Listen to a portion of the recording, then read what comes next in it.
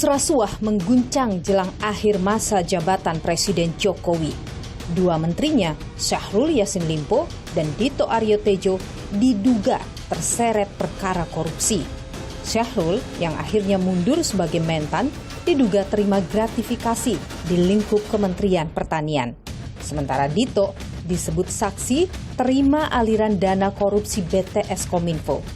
Bagaimana duduk perkara kasus ini? Saya akan mencari jawabnya.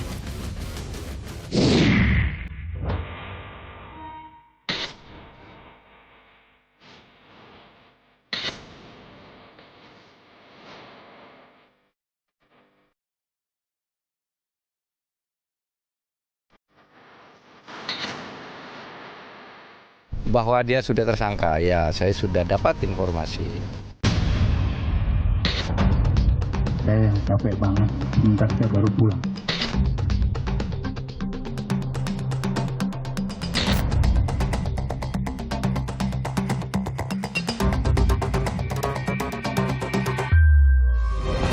Benarkah ada upaya merintangi penyidikan? Kami tidak tahu soal itu. Tidak ada rekomendasi untuk misalnya ini harus dihilangkan, itu harus dihilangkan. Kami lihat, sepertinya ada indikasi persoalan hukum yang membutuhkan penguatan SOP di internal. Apakah itu kemudian tidak sama dengan berupaya mengaburkan bagaimana korupsi itu terjadi di Kementan misalnya?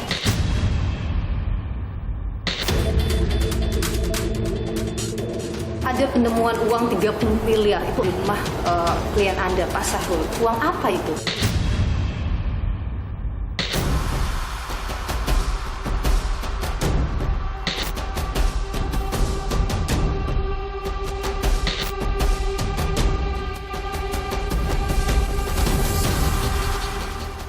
Apakah aliran dana itu ada bukti lain selain keterangan tadi, keterangan Windy, juga keterangan Pak Irwan, ada semacam tanda terima atau komunikasi lain misalnya? Ada, sama sekali tidak ada. Tapi apa yang disampaikan oleh klien Anda itu dibantah oleh Anang dalam persidangan, bagaimana? Waktu itu Dito yang berinisiatif untuk mau mengamankan kasus atau pihak lain yang minta Dito mengamankan kasus? Dua Menteri Jokowi terseret dugaan korupsi. Menteri Pertanian Syahrul Yassin Limpo dan Menteri Pemuda dan Olahraga Dito Aryo Tejo. Meski beda nasib, namun keduanya sama-sama jadi perbincangan publik belakangan ini. Menteri Syahrul sempat membuat heboh lantaran dinyatakan hilang saat tak ada kabar keberadaannya usai kunjungan kerja ke Eropa 24 September 2023. Menurut jadwal, Syahrul harusnya tiba di tanah air 1 Oktober 2023. Namun, hingga 3 Oktober, ia tak kunjung muncul. Dugaan kabur dari perkara pun menyeruak. Namun, 4 Oktober 2023, sekitar pukul 10 pagi, saya sempat bertukar pesan dengan Syahrul Yassin Limpo. Kala itu, Syahrul tidak menjelaskan keberadaannya. Namun, Syahrul menyatakan kepada saya dirinya tidak mengetahui apa yang sedang terjadi. Syahrul juga bilang ia tidak biasa berbuat macam-macam. Lalu petang harinya, saudara, pukul 18.18 waktu Indonesia Barat, Syahrul Yassin Limpo akhirnya mendarat di Bandara Soekarno-Hatta, Jakarta. Ia langsung menuju ke kantor DPP Nasdem bertemu Ketua Umum Nasdem Surya Paloh. Keesokan harinya, Syahrul menghadap Presiden Jokowi di Istana Merdeka. Ia menyatakan dirinya mengajukan surat pengunduran diri sebagai menteri. Syahrul juga menyebut ia siap bertanggung jawab atas kasus hukum yang sedang ia hadapi. Ya, sore hari ini datang meminta waktu Bapak Presiden dan diberi kesempatan melalui Menseknek Pak Pratik untuk menyampaikan usul dan surat pengunduran diri saya sebagai menteri. Alasan saya mengundurkan diri adalah ada proses hukum yang saya hadapi dan saya harus siap menghadapi secara serius. Syahrul dijerat dalam 3 perkara. Pemerasan, gratifikasi, dan tindak pidana pencucian uang atau TPPU. Pemerasan diduga dilakukan dalam hal pengisian jabatan di lingkup Kementerian Pertanian. Sementara gratifikasi dan TPPU masih didalami oleh penyidik KPK. Untuk mendapatkan alat bukti yang lebih lengkap, KPK pun menggeledah rumah jabatan hingga kantor Kementan. Di kantor Kementerian Pertanian, KPK menyebut ada upaya penghilangan barang bukti oleh pihak-pihak tertentu. Sejumlah dokumen diduga hendak dihancurkan saat ditemukan. Atas peristiwa ini, KPK memanggil 2 orang pengacara Syahrul, Febri Diansyah, dan Rasamala Aritonang. Usai diperiksa, Febri Diansyah membantah dirinya terlibat dalam perintangan penyidikan. Sementara hal mengejutkan dapat oleh KPK di rumah dinas menteri di Kompleks Widya Chandra, Jakarta. Selain dokumen yang berkaitan dengan perkara, KPK juga temukan uang tunai dalam pecahan mata uang asing dan rupiah sejumlah 30 miliar rupiah. Lalu ada pula 12 pucuk senjata api. Belum diketahui secara jelas terkait apa senjata api itu dan kini senjata telah diserahkan ke Polda Metro Jaya. Sejatinya penyelidikan dugaan kasus korupsi di Kementerian Pertanian telah bergulir sejak Januari 2023. Juru bicara KPK Ali Fikri menyebut penyelidikan kasus ini lantaran adanya laporan dari masyarakat. Lalu, 19 Juni 2023, KPK memeriksa Menteri Syahrul Yassin Limpo. Mantan Gubernur Sulawesi Selatan itu diperiksa selama 3 jam. Kala itu, ia mengaku akan kooperatif.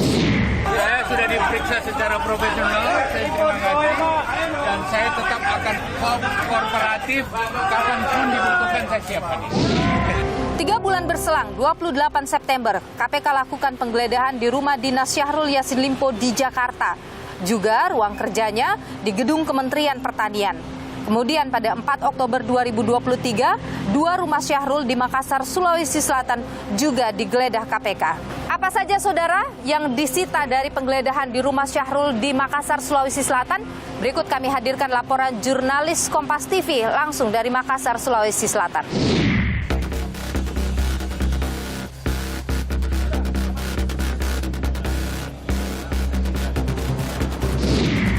Saudara, di belakang saya adalah rumah mantan Menteri Pertanian Syahrul Yassin Limpo yang baru-baru saja mengundurkan diri. Kemarin, tepatnya tanggal 4 Oktober 2023, rombongan penyidik KPK menggeledah rumah ini. Dari hasil pantauan kami, rombongan penyidik KPK keluar dengan membawa sejumlah koper yang berisikan dugaan dokumen terkait pengusutan dugaan korupsi di Kementerian Pertanian. Sebuah mobil mewah juga turut disita dan dibawa oleh KPK. Lantas kemudian untuk mengetahui aktivitas sehari-hari dari rumah ini, langsung saja kita coba tanyakan kepada warga yang berjualan di depan rumah Syahrul Yassin Limpo.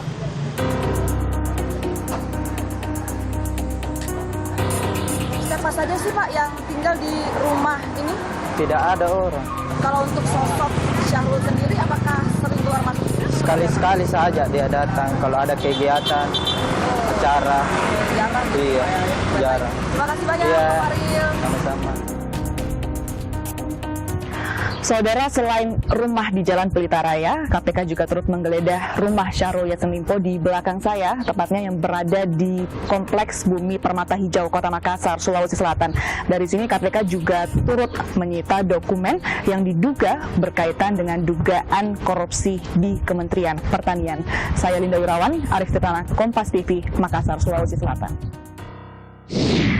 Hal mengejutkan lain yang juga mengiringi kasus dugaan korupsi di Kementerian Pertanian adalah adanya dugaan pemerasan yang dilakukan oleh pimpinan KPK kepada mantan Syahrul Yassin Limpo. Dalam dokumen yang kami terima, ada pemanggilan oleh Polda Metro Jaya pada ajudan dan sopir Syahrul Yassin Limpo atas nama Heri dan Panji Haryanto. Pemanggilan ini dilakukan pada Agustus 2023 dalam rangka permintaan keterangan terkait dugaan pemerasan oleh pimpinan KPK dalam penanganan perkara di Kementerian Pertanian. Syahrul pun diketahui sempat menyambangi Polda Metro Jaya untuk memberikan keterangan terkait hal tersebut. Lantas, benarkah ada pemerasan oleh pimpinan KPK dalam penanganan perkara di Kementerian Pertanian? Apalagi kalau seandainya ada isu bahwa menerima sesuatu sejumlah $1 miliar itu saya baca kan. Nah, itu. Saya pastikan itu tidak ada. Ya, saya pastikan tidak ada. Bawanya itu $1 miliar banyak loh itu. Ya. Itu satu. Kedua, siapa yang mau ngasih uang 1 miliar dolar itu? Meski kabarnya KPK telah menetapkan Syahrul Yassin Limpo sebagai tersangka, namun hingga kini Syahrul belum dipanggil oleh KPK. Ada apa, saudara? Bagaimana pakar hukum juga melihat penetapan tersangka terhadap Syahrul Yassin Limpo? Juga bagaimana sepak terjang dari Syahrul Yassin Limpo kala menjabat sebagai Gubernur Sulawesi Selatan? Saya akan perbincangkan hal ini bersama dengan pakar hukum dari Universitas Hasanuddin Makassar. Namun sebelumnya, saudara, saya akan bertemu dengan kuasa hukum atau pengacara dari Syahrul Yassin Limpo, Febri Diansyah, untuk mengetahui duduk perkara kasus ini. Ikuti saya, saudara.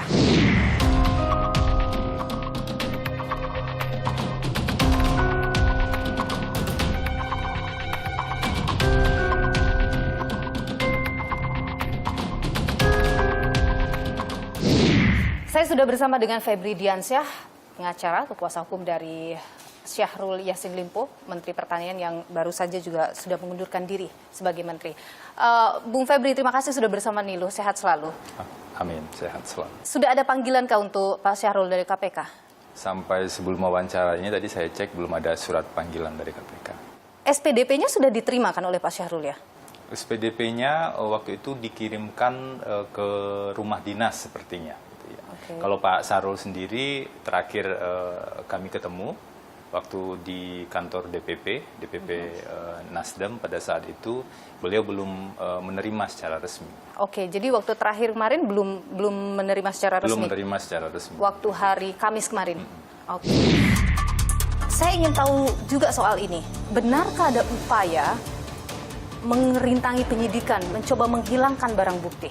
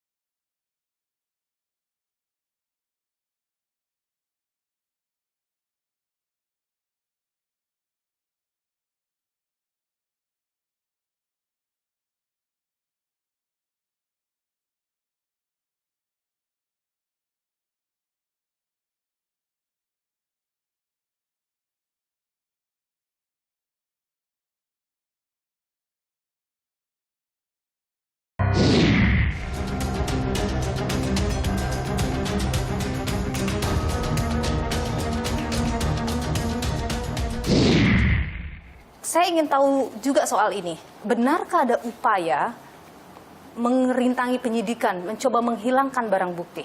Kami tidak tahu soal itu. Yang kami baca, jadi hari itu saya membaca beberapa informasi tentang proses penggeledahan yang dilakukan oleh KPK. Kemudian besoknya ada pernyataan dari jubir KPK soal ada dugaan perintangan atau dugaan menghancurkan alat bukti. Ya. Seingat saya itu dalam proses penggeledahan di Kementerian Pertanian. Oke, pemanggilan Anda tidak berkaitan dengan itu waktu itu oleh KPK? Pemanggilan saya terkait dengan ada satu dokumen, dokumen draft legal opinion. Oke. Jadi ada pendapat hukum yang sebenarnya standar saja yang disusun oleh lawyer, yang ditemukan oleh penyidik di rumah salah satu pihak begitu. Tapi bukan dari rumah rumah dinas Pak Sarul, bukan pula dari penggeledahan di Kementerian Pertanian. Dan memang tidak ada pertanyaan sama sekali terkait dengan penggeledahan di Kementerian Pertanian. Isinya benar soal memetakan, dan itu sama seperti apa yang dibuat oleh penyidik atau penyelidik di KPK? Nah, saya nggak tahu apa yang dibuat oleh penyelidik KPK. Jadi legal opinion itu isinya apa saja dari yang Anda buat? Pendapat hukum. Kalau isi substansi, nah ini perlu juga buat edukasi publik ya. Ada undang-undang advokat. Undang-undang advokat itu mengatur di pasal 19, ada kewajiban bagi kami untuk merahasiakan dokumen-dokumen atau informasi yang diberikan oleh klien terkait dengan kebutuhan pembelaan. Dan bahkan kalau dibaca lagi ayat 2-nya, seluruh dokumen-dokumen tersebut tidak boleh diperiksa apalagi disita. Ada 9 poin benar? Rekomendasi akhirnya? Iya. Jadi setelah kami petakan, ketika konsultasi hukum dilakukan itu kan kami memetakan. Ada beberapa persoalan. Dari seluruh persoalan yang teridentifikasi itu, yang pertama kali kami lakukan adalah mensistematisir. Jadi dikelompokkanlah. Oh, ini data-data atau informasi yang disampaikan terkait dengan kelompok A, kelompok B, atau kelompok C. Setelah mensistematisir itu, kami melihat dan menguji. Apa alat ujinya? Pisau analisis yang kami gunakan adalah Undang-Undang Tindak Pidana Korupsi. Dan harusnya memang, kami pikir memang itulah tugas seorang lawyer untuk bisa memetakan dan kemudian memberikan informasi apa adanya pada klien. Tidak ada rekomendasi untuk misalnya ini harus dihilangkan, itu harus dihilangkan. Tidak ada itu? Tidak boleh dan tidak ada. Justru kalau kita bicara soal rekomendasi, tadi kan kami petakan ada beberapa ya. Kami lihat, sepertinya ada indikasi persoalan hukum yang membutuhkan penguatan SOP di internal. Agar proses lebih jelas tahapannya, agar jangka waktu lebih tepat diukur, dan juga agar tahu siapa yang mestinya bertanggung jawab untuk melakukan apa. Itu contohnya. Apakah itu kemudian tidak berupaya sama dengan berupaya mengaburkan bagaimana korupsi itu terjadi di Kementan misalnya? Justru itu membuat terang sebenarnya. Membuat terang masalahnya apa, solusinya apa. 3 dugaan. Ada pemerasan, gratifikasi, TPPU. Karena Anda sudah melakukan pemetaan dan lain sebagainya. Cukup kuat 3 hal itu benar-benar bisa dikenakan kepada Syahrul Yassin Limpo. Seseorang yang dituduh, dia punya hak untuk tahu apa tuduhan yang dilakukan oleh penegak hukum terhadap dirinya. 3 perkara itu? Kapan Pak Syahrul Yassin Limpo diperiksa? Di penyelidikan. Di penyelidikan hanya beberapa pertanyaan-pertanyaan. Pertanyaan-pertanyaan waktu penyelidikan itu apa? Sudah disampaikan tentu ke Anda? Sudah disampaikan, tapi tentu saja itu tidak tepat kalau saya informasikan lebih lanjut. Dan pertanyaan-pertanyaan itu berkaitan tidak dengan perkara ini? Hanya sifatnya secara umum. Secara umum itu bagaimana maksudnya? Tentu nggak bisa kami sampaikan secara detail ya. Kalau secara umum artinya itu mungkin pertanyaan-pertanyaan yang sifatnya apakah ada melakukan sesuatu atau tidak, begitu kan? Tahu atau tidak, mendengar atau tidak, seperti yang itu jadi soal adalah hak tadi kan muncul kalau di KUHAP ya, itu di dalam proses misalnya penyidikan atau proses yang lebih lanjut. Sekarang kan Pak Sahrul belum dipanggil. Karena itu terlalu banyak dimensi memang yang kami lihat selain dimensi hukum. Terlalu kompleks dimensi-dimensi lain selain dimensi hukum dalam perkara ini. Tapi kami tegaskan bahwa kami hanya akan fokus pada aspek hukum yang sedang berjalan di KPK. Ada penemuan uang 30 miliar, itu angka yang fantastis di rumah klien Anda, Pak Syahrul. Sudah ada pembahasan soal itu dari Pak Syahrul ke Anda. Uang apa itu? Penggeledahan kemarin itu kan baru berjalan beberapa hari yang lalu ya. Dan saya sampai saat ini kan bertemu sekali dengan Pak Syahrul yang di kantor DPP Nasdem tersebut. Waktunya sangat terbatas pada saat itu. Tapi sekarang kami kan sedang fokus mendalami informasi-informasi atau berkas-berkas yang relevan dalam proses penyidikan untuk kepentingan pembelaan nanti di persidangan. Jadi belum ada cerita soal 30 miliar itu, sangat misterius uang apa itu? Ya nanti kita tunggulah, KPK kan harus menelusuri itu dulu, misalnya ya. Tapi kan ditemukan di rumah klien Anda, artinya Betul. ada penjelasan dari klien Anda itu uang apa? Apakah misalnya itu memang uang pribadi atau seperti apa? Kami baru bertemu sebentar di kantor DPP Nasdem pada saat Jadi belum itu. diceritakan? Belum sempat membahas aspek-aspek yang jauh lebih teknis. Justru sekarang kami sedang melakukan identifikasi, melakukan analisis, perkembangan-perkembangan dalam proses penyidikan. Yang jadi perhatian kita nanti ke depan adalah agar di satu sisi negara, dalam hal ini KPK, punya kewenangan melakukan penyidikan, punya kewenangan melakukan upaya paksa sesuai dengan KUHAP dan undang-undang yang terkait. Tapi di sisi lain ada yang namanya advokat yang punya tugas dan kewenangan juga berdasarkan undang-undang. Proses yang seimbang ini yang akan kita harapkan bisa terjadi agar fakta yang di tengah itu bisa diuji. Nanti dibuka semua di persidangan. Anda sudah yakin sekali akan masuk ke persidangan? Salah prosesnya tentu harus kami bayangkan seperti itu, bahwa kemudian nanti ada tahapan di tengah proses penyidikan penuntutan itu lain hal. Saya punya pertanyaan tertinggal. Benarkah ada dugaan pemerasan dilakukan oleh pimpinan KPK kepada klien Anda? Justru saya baru membaca itu. Jadi saya membaca itu dari pemberitaan di media, ada surat, ada segala macam sampai dengan hari ini. Jadi Anda tidak masuk di ranah itu dan tidak pernah diminta oleh Pak Syahrul juga terkait dengan dugaan. Kami di yang penyidikan yang ditangani oleh KPK. Baik. Febri Diansyah, kuasa hukum, pengacara dari Syahrul Yassin Limpo. Terima kasih atas pandangan Anda di Niluh. Sehat selalu. Terima kasih. Kita tidak akan pernah memberikan toleransi sedikit pun kepada pelaku tindak pidana korupsi.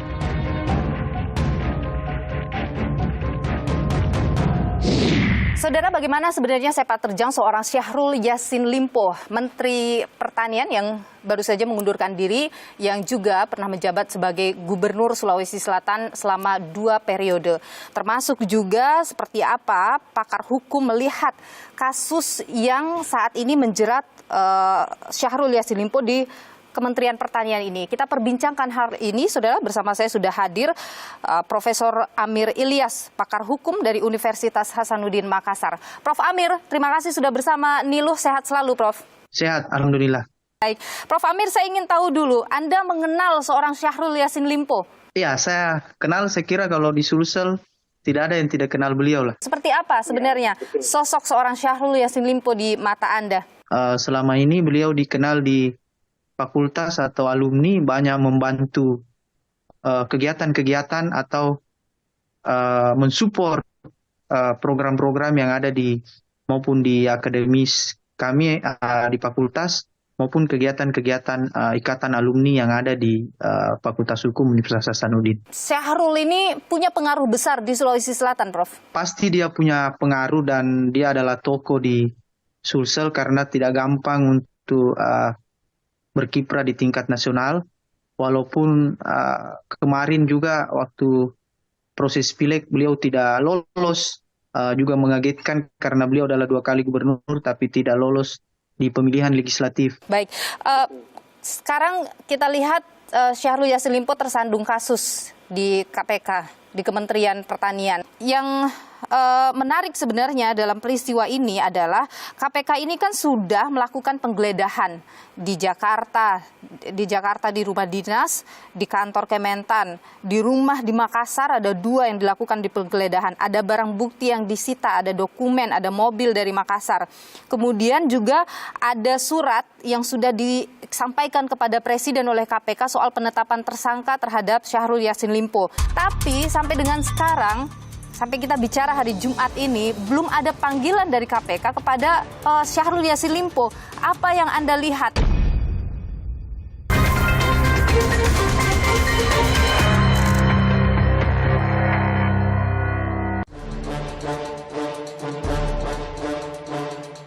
Untuk menyampaikan usul dan surat pengunduran diri saya sebagai menteri.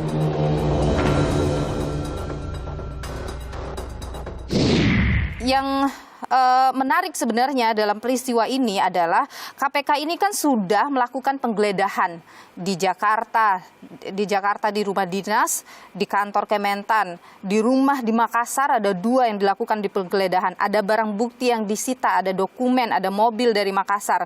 Kemudian juga ada surat yang sudah disampaikan kepada Presiden oleh KPK soal penetapan tersangka terhadap Syahrul Yassin Limpo. Tapi sampai dengan sekarang, sampai kita bicara hari Jumat ini, belum ada panggilan dari KPK kepada Syahrul Yassin Limpo. Apa yang Anda lihat? Jadi kalau menurut saya KPK sangat hati-hati karena kemungkinan besar yang pertama adalah buktinya harus dia perkuat memang. Yang kedua adalah pastinya mereka takut akan ada pra-peradilan.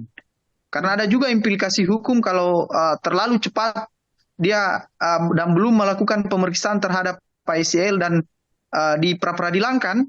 Bisa juga dimenangkan. Akhirnya kan KPK sendiri yang malu. Itu pernah terjadi? Cuma, ya, dalam beberapa kasus kita lihat beberapa kasus tersangka korupsi itu KPK kalah dalam pra-peradilan. Misalnya, Prof, karena kekurangan yang Anda ketahui. Misalnya kasus Budi Gunawan, kemudian kasus Pak Dahlan Iskan, itu banyak beberapa kasus yang KPK sudah kalah dalam pra-peradilan. Kalau menurut saya ini kan sudah jadi perhatian publik, harusnya KPK sudah tampil memperjelas status daripada Pak SYL dan kawan-kawan ini. Ini sudah tidak normal menurut saya karena dari Pak SYL tiba ini sudah hari Jumat. Iya. Ini belum ada press release resmi dari KPK apa betul tentang ada suap yang mengarah ke pimpinan KPK. Apakah ada nilai bargaining dengan pelaporan pimpinan KPK ke Polda Metro atau tidak, itu yang kita tidak tahu. Tapi Prof, begini, ketika misalnya benar terjadi ada kasus pemerasan itu yang dilakukan oleh pimpinan KPK kepada Syahrul Yassin Limpo, artinya Syahrul Yassin Limpo bisa dikenakan dalam 2 perkara. Yang satu di KPK, yang kemudian dia sebagai penerima suap, yang satu sebagai pemberi suap. Dan itu bisa berjalan beriringan, Prof. Iya, kalau hemat saya, kedua kasus tersebut, suap di lingkup Kementan, suap terhadap seorang pimpinan KPK, ya dua-duanya harus jalan proses hukumnya. Tidak boleh di antara keduanya saling menegasikan. Okay. Kenapa? Di antara tidak boleh pula yang demikian menjadi alasan penghentian penyidikan. Okay. Kemudian yang kedua, sekali kasus ini sudah dibuka di publik, ya harus transparan saya kira. Proses penegakan hukumnya, Menteri dan pimpinan KPK di negeri ini tidak ada yang saya kira kebal hukum. Semua sama di depan hukum. Jangan sampai itu terjadi, karena dua-duanya adalah tindak pidana korupsi. Dan korupsi adalah extraordinary crime. Dan itu harus benar-benar dibuat transparan. Profesor Amir Ilyas, pakar hukum dari Universitas Hasanuddin Makassar. Terima kasih atas pandangan Anda di Niluh. Sehat selalu, Prof. Sehat. Makasih banyak. Sama kayak di BAP kok, semua sudah saya klarifikasi.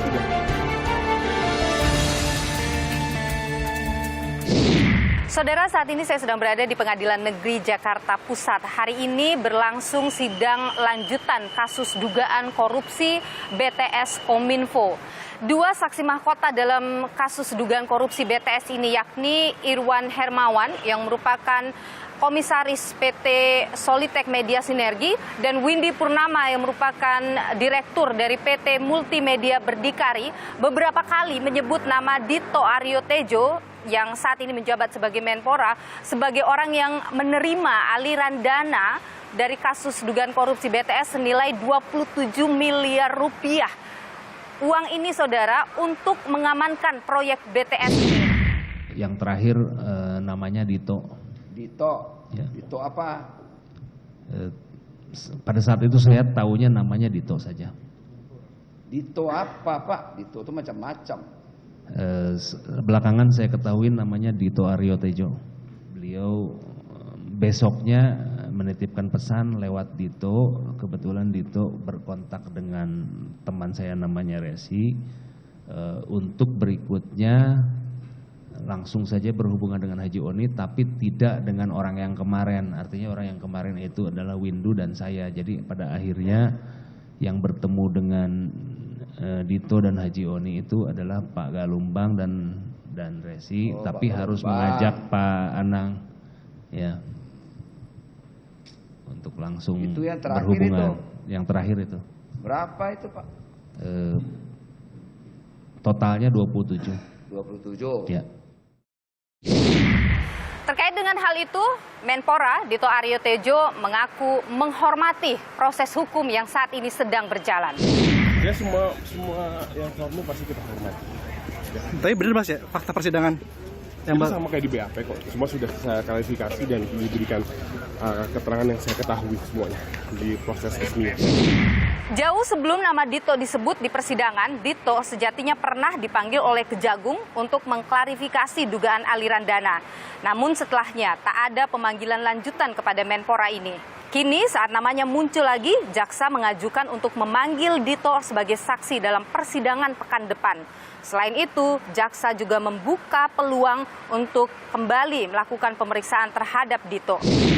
Ya, kita akan mengembangkan jika ada alat bukti yang cukup di perkara ini. Apakah nanti akan dipanggil ketika ada keterangan-keterangan lain ya yang menunjuk kepada salah satu saksi yang sudah kita periksa, kita akan klarifikasi kembali. Saya, saudara, akan bertemu dengan Magdir Ismail. Selain itu, saya juga akan coba untuk bisa berkomunikasi langsung dengan Irwan maupun Windy terkait dengan disebutnya nama Dito dalam dugaan penerima aliran dana dari korupsi menara BTS Kominfo ini. Termasuk juga saya akan tanyakan soal uang 27 miliar rupiah yang pernah dikembalikan Magdir kepada Kejaksaan Agung yang sampai dengan hari ini masih misterius siapa empunya. Benarkah kemudian itu adalah uang yang diantarkan kepada Magdir oleh orang suruhan dari Menpora saat ini, Dito Aryo Tejo? Ikuti saya, saudara. Waktu itu Dito yang berinisiatif untuk mau mengamankan kasus atau pihak lain yang minta Dito mengamankan kasus?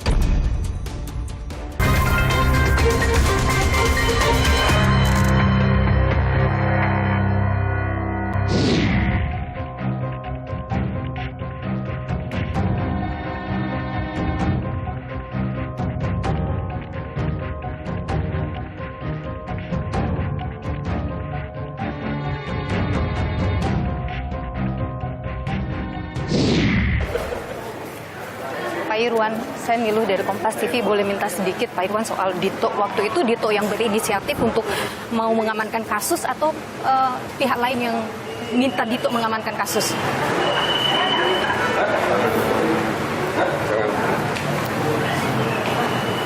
Dari Ditonya yang mau atau bagaimana, Pak? Oh, oke. Tapi bukan Dito yang minta mengamankan kasus? Tidak ya, Pak? Awalnya tidak. Oke, baik. Terima kasih ya, Pak. Ya, saya sudah bersama dengan Pak Magdir. Pak Magdir adalah kuasa hukum dari Pak Irwan dan Pak Galumbang Simanjuntak. Pak, soal aliran dana ke Dito Aryo Tejo itu kan disebut oleh klien Anda, Pak Irwan. Apakah aliran dana itu ada bukti lain selain keterangan tadi, keterangan Windy, juga keterangan Pak Irwan, menyerahkan uang kepada Dito, ada semacam tanda terima atau komunikasi lain? Nggak ada, sama sekali tidak ada. Mungkin komunikasi ini kan melalui orang lain, ya, yaitu kalau saya tidak keliru, kan sudah disebut oleh Pak Irwan melalui seorang yang disebut Haji O, gitu ya kan. Okay. Nah, tetapi kan Haji O ini kan tidak menghendaki bicara terus dengan Irwan. Kemudian ditunjuklah orang lain, dicari orang lain, yaitu sebagaimana diterangkan oleh Irwan di hadapan persidangan, ditunjuklah Resi. Nah, tadi Windy menerangkan di hadapan persidangan ini bahwa dia menyerahkan sejumlah uang kepada supirnya Resi. Problem kita adalah apakah memang uang ini yang diserahkan kepada Resi dan kemudian oleh Resi diserahkan kepada orang lain itu. Dan sayangnya Resi tidak hadir dalam persidangan kali ini ya. Sayangnya Resi belum hadir. Berarti saat ini informasi soal ini adalah benar bahwa Irwan diperintahkan untuk menyetor uang, tapi apakah uang itu sampai benar kepada Dito? Di situ terputus. Itu Dan klien Anda tidak tahu itu? Tidak tahu. Tapi sepengetahuan Anda, klien Anda diperintahkan menyerahkan uang kan untuk mengamankan kasus ya? Jadi begini, ini kan semua orang kan panik menghadapi kasus yang besar seperti ini. Apalagi kan pekerjaan belum sampai berapa persen. Gitu. Kekhawatiran bahwa ini tidak akan selesai dan akan menjadi masalah, itu kan bukan hanya pada Pak Anang sebagai pimpinan proyek gitu ya, tetapi juga dari para pelaksana. Nah, sehingga kemudian ya itulah yang terjadi bahwa mereka kutip uang, kumpulin duit untuk amankan. Bayar ke sana ke sini untuk amankan kasus ini. Itu berarti bukan atas permintaan Dito uang itu ya, tapi atas inisiasi bersama. Atas inisiasi, saya nggak tahu bagaimana munculnya nama itu. Ya. Kita belum pernah dengar soalnya. Karena Irwan sendiri kan dia tidak berhubungan langsung, gitu, ya. Tetapi dia berhubungan dengan pihak yang lain. Dan setelah proses penyerahan uang itu, klien Anda tidak pernah berkomunikasi dengan Dito ya? Tidak pernah. Jadi karena begini kan yang dianggap bahwa itu kan sudah diserahkan oleh pihak yang lain, ya mereka sepertinya saling percaya aja. Tidak pernah bicara, tidak pernah ketemu juga? Tidak pernah ketemu. Dengan Dito ya? Tapi apa yang disampaikan oleh klien Anda soal perintah dari Anang Latif untuk menyerahkan uang ke sini, untuk mengumpulkan uang begini dan sebagainya, itu dibantah oleh Anang dalam persidangan. Bagaimana? Saya kira begini, yang menjadi persoalan pokok siapa sebenarnya yang punya kepentingan terhadap persoalan ini. Irwan tidak punya kepentingan, dia tidak ada urusannya dengan proyek, Galumbang tidak ada urusannya dengan proyek, Windy juga begitu. Satu-satunya orang yang berkepentingan besar adalah Anang sebagai dirut bakti pemilik proyek. Jadi Anang ngeles saja menurut Anda? Ya, saya nggak tahu apa dibalik ngelesnya Anang. Ya, tapi mudah-mudahan bahwa ini adalah sesuatu yang memang dia anggap perlu untuk dirinya sendiri. Baik. Soal uang 27 miliar yang pernah menghebohkan kita semua yang Anda bawa ke Kejagung, itu sudah ketahuan sekarang Pak siapa yang punya? Sampai sekarang saya sendiri belum tahu secara persis. Itu kronologinya gimana waktu itu? Ya, jadi begini, kan pada hari itu, pada hari persidangan kalau saya nggak salah, ketika kami hendak mendengarkan surat dakwaan, surat dakwaan dibacakan, saya ditelepon oleh salah seorang lawyer dari kantor, karena dia belum datang, belum sampai ke pengadilan, mengatakan bahwa ada orang membawa uang nilainya segini. Nah, saya bilang dari siapa? Disampaikan kepada saya bahwa ini orang menyebut dirinya akan membantu Irwan ya dalam urusan pengembalian uang pengganti. Ya saya pikir ya saya bilang kepada kawan-kawan itu ya terima saja, hanya saja jangan ditaruh di kantor. Jangan juga dibawa ke tempat saya, ke rumah saya. Dan sampai sekarang Anda tidak tahu siapa namanya orang itu? Saya hanya dikasih tahu namanya Sur S. Tetapi siapa itu S? Saya tidak pernah tahu sampai sekarang pun. Dan sampai sekarang tidak ada pihak yang menghubungi Anda? Tidak ada yang menghubungi saya. Baik. Klien Anda begitu terbuka ya menyebut nama-nama siapa yang menerima aliran dana, bagaimana alur korupsi BTS itu berjalan dan sebagainya. Apa kompensasi hukum yang kemudian Anda harapkan terhadap klien Anda? Ya, karena begini, apapun juga, ini kan orang itu kan sebagai saksi atau sebagai terdakwa kan dia harus berkata jujur, berbicara apa adanya, menerangkan apa sesungguhnya yang terjadi. Nah, karena itulah dengan keterus-terangan itulah selalu dalam pertimbangan hakim itu dianggap hal yang meringankan. Nah, itu satu ya. Kemudian kedua, saya kira juga ini penting untuk kita semua, untuk semua banyak pihak bahwa orang jujur itu masih ada, gitu loh. Ini juga yang kita tunjukkan, itu yang kita sampaikan betul kepada saudara Irwan, tunjukkanlah bahwa kita ini orang jujur, kita bukan mau ngambil keuntungan dari proses. Oke, Pak Magdir, terima kasih. Magdir Ismail, penasihat hukum dari Galumbang Menak, dan juga Pak Irwan Hermawan. Sehat selalu Pak Magdir. Terima kasih ya. Menteri Jokowi terjerat korupsi bukan kali pertama terjadi. Sejak periode pertamanya, sejumlah menterinya terjerat kasus rasuah. Lantas, sudahkah hukuman bagi para koruptor maksimal?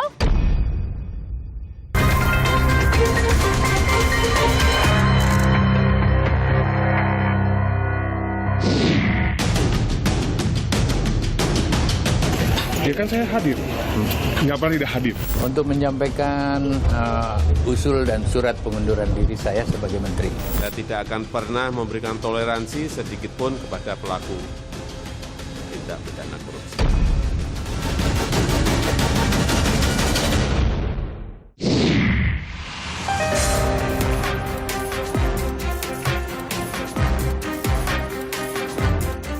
Jelang tutup buku akhir pemerintahan Presiden Jokowi, ternoda oleh kasus rasuah menteri kabinetnya. Teranyar, Menteri Pertanian Syahrul Yassin Limpo menjadi menteri ke-6 Jokowi yang terjerat kasus korupsi. Syahrul dinyatakan tersangka dalam kasus gratifikasi dan tindak pidana pencucian uang di lingkungan Kementerian Pertanian. Dalam 2 periode masa kepemimpinan Presiden Jokowi, tercatat sejumlah menteri terjerat kasus rasuah. Mantan Menteri Sosial Kabinet Kerja Idrus Marham menjadi menteri pertama Jokowi yang terjerat korupsi. Idrus kini telah menghirup udara bebas setelah menjalani 2 tahun vonis penjara atas kasus korupsi proyek pembangkit listrik tenaga uap PLTU Riau I. Mantan Menteri Pemuda dan Olahraga Imam Nahrawi, Imam didakwa menerima suap 11,5 miliar dan gratifikasi 8,64 miliar terkait percepatan pencairan dana hibah KONI. Imam divonis 7 tahun penjara.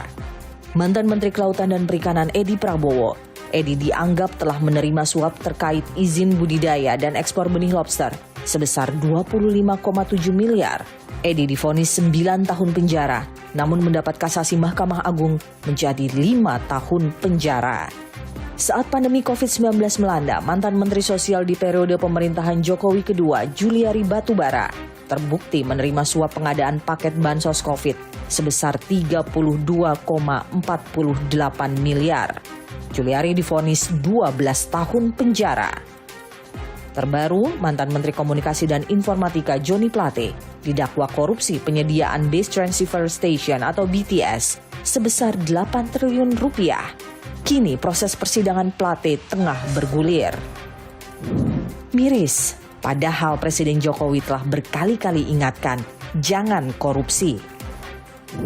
Saya juga ingatkan kembali kepada jajaran aparat penegak hukum untuk menegakkan hukum yang seadil-adilnya tanpa pandang bulu dan tidak tebang pilih.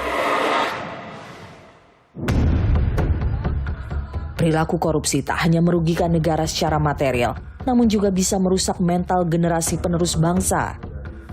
Sayangnya, hukuman bagi koruptor pada Kitab Undang-Undang Hukum Pidana (KUHP) justru lebih kecil dibandingkan pada Undang-Undang Pemberantasan Tindak Pidana Korupsi. Pidana penjara bagi koruptor dalam KUHP paling singkat 2 tahun dan paling lama 20 tahun. Sementara pidana denda paling sedikit 10 juta dan paling banyak 2 miliar rupiah. Hukuman mati yang tercantum pada Undang-Undang Tipikor justru ditiadakan pada KUHP. Lantas bagaimana masa depan penanganan korupsi di negeri ini? Politik pemberantasan korupsi kita ini sudah mulai melemah ketika Undang-Undang KPK itu diamendmen, direvisi. Ya. Kewenangan KPK semakin dipreteli, Dewan Pengawasnya ompong, tidak fungsional, pimpinan KPK tidak sesolid dan setangguh KPK sebelumnya. Nah, yang saya lihat juga ada rivalitas antara sesama penegak hukum, KPK, kepolisian, dan kejaksaan. Padahal ketiga lembaga penegak hukum ini kan seharusnya punya sinergi, bekerja sama. Kalau kita ingin mendapatkan hasil pemberantasan korupsi yang optimal, Presiden Jokowi, ya, seharusnya dia bisa membuat legacy yang bagus buat bangsa ini. meninggalkan sejarah perjuangan pemberantasan korupsi yang bagus. Korupsi adalah kejahatan luar biasa. Bukan hanya rugikan negara secara material, namun juga merampas hak-hak warga negara. Pemberantasan korupsi harus serius. Tak boleh pandang bulu, tak boleh tebang pilih. Ikuti terus informasi perkembangan pemilu hanya di Kompas TV, independen, terpercaya. Saya, Niluh Puspa, sampai jumpa.